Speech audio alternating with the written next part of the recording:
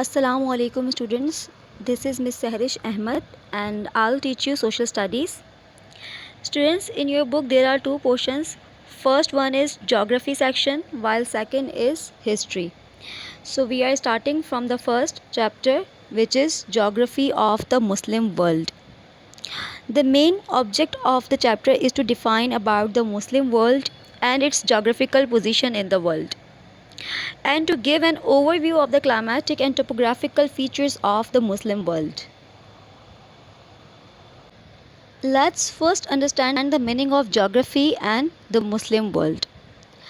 Geography is the branch of social studies which deals with the study of earth. It came from a Greek word.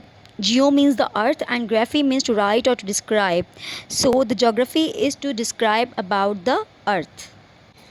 The next term is Muslim world.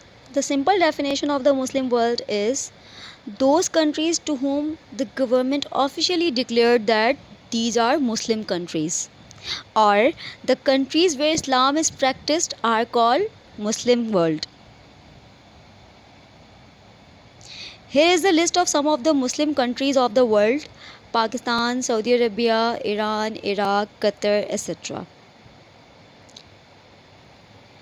There are many people in the world who belongs to different religion, and out of them our religion is Islam.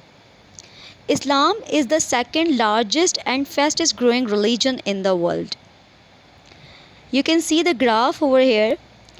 This graph shows the percentage of the main religions in the total world population. Let's come to understand the next term, physical feature. The feature on Earth's surface that has been formed by nature. For example, mountain, desert, rivers, trees, lakes, etc.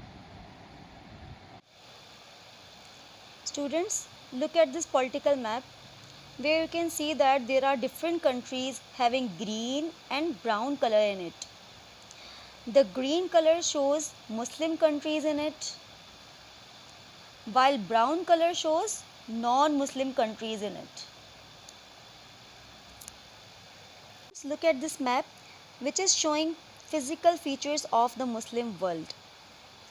There is a key with map which shows the height of different places. In this map you can see the light green color which means the sea level. In this map where is light green color, these are the Muslim countries. Also you can see the most of the Muslim countries are located on land level. The next term is natural vegetation. Natural vegetation means the plants that have not been grown by humans. It doesn't need help from humans and get whatever it needs from its natural environment. Students, look at this map which is showing the natural vegetation of the Muslim world.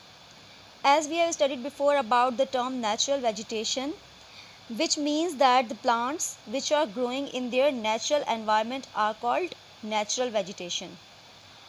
Also you can see the key with the map which is showing the natural vegetation. The key shows the green color which means the tropical rainforest. It means in the map in Malaysia, Indonesia and some parts of Africa having tropical rainforest, and the natural vegetation is very less. In the Muslim world, more than a half of the area is hot desert, semi-desert and scrub.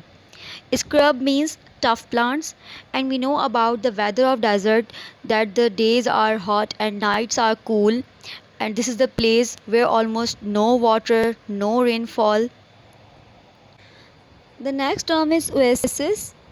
In desert areas where there is less vegetation and the green part in desert is known as oasis.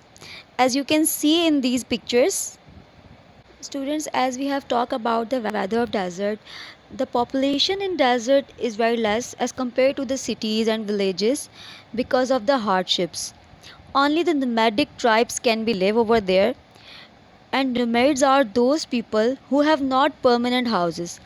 They always move from one place to another place. You can see in these pictures, these people are called nomadic tribes. Okay, students, in this chapter we learn about the term geography and the Muslim world. Also, we came to know that Islam is the second largest religion in the world, while Christianity is the first one. With the help of map, we studied about the physical features of the Muslim world. Also, we came to know that most of the Muslim countries are on land level. We learn about the natural vegetation of the Muslim countries and the main terms like nomadic tribes, oases, and scrub. Thank you so much. Hope you understand the topic.